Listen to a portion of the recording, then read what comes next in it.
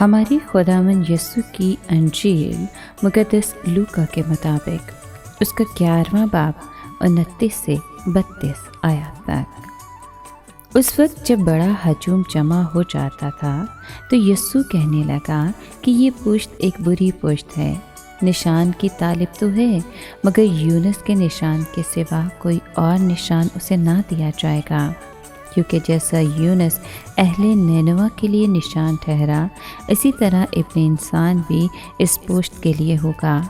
عدالت کے دن جنوب کی ملکہ اس پشت کے آدمیوں کے ساتھ اٹھ کھڑی ہوگی اور ان کو مجرم ٹھہرائے گی، کیونکہ وہ زمین کے کنارے سے سلیمان کی حکمت سننے آئی تھی، اور دیکھو یہاں وہ ہے جو سلیمان سے بڑھ کر ہے۔ نینوا کے آدمی عدالت کے دن اس پشت کے ساتھ اٹھ کھڑے ہوں گے اور اسے مجرم ٹھہرائیں گے، کیونکہ انہوں نے یونس کی منادی پر توبہ کی، اور دیکھو یہاں وہ ہے جو یونس سے بڑھ کر ہے۔ پاک کلام کے پڑھے اور سنے جانے پر خداوند کی برکت ہو، خدا کا شکر ہو۔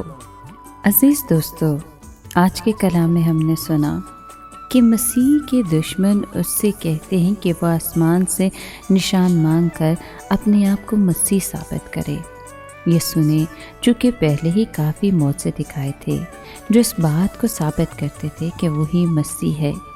یونا نبی کے نشان کا مطلب یہ تھا کہ جس طرح وہ 3 دن مچھلی کے پیٹ میں رہا، ویسے ہی یسوع مغلوب ہوگا، دفن کیا جائے گا اور تیسرے دن پھر جی اٹھے گا۔ لیکن اس سب کے باوجود بھی وہ یہ چاہتے تھے کہ خداوند یسوع کوئی ایسا جادوئی کھیل ظاہر کرے، لیکن مسیح یسوع کبھی بھی ایسا کرنے کو تیار نہ تھا۔ عزیز دوستو، ایمان حقیقی اور دائمی زندگی دلانے کے لیے سب سے بڑا وسیلہ اور ذریعہ ہے۔ روزوں کے ایام ایمان کا اظہار، مضبوطی اور فروغ کا باعث بنتے ہیں۔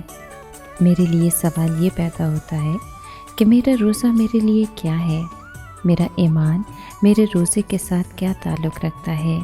کیا میرا روزہ میرے ایمان کے ساتھ کسی دوسرے کے ایمان کو بھی فائدہ پہنچا سکتا ہے، یا پھر میں مسیح کے دشمنوں کی طرح آج بھی روزے میں رہ کر اس سے اس کا نشان طلب کرتا ہوں؟ اے خدا، میرا ایمان بڑھا اور مضبوط کر، میرے روزے کو میرے ایمان کے ساتھ قبول فرما اور مجھے روزے، دعا اور ایمان کے معنوں کو سمجھنے کی توفیق عطا کر۔ آمین۔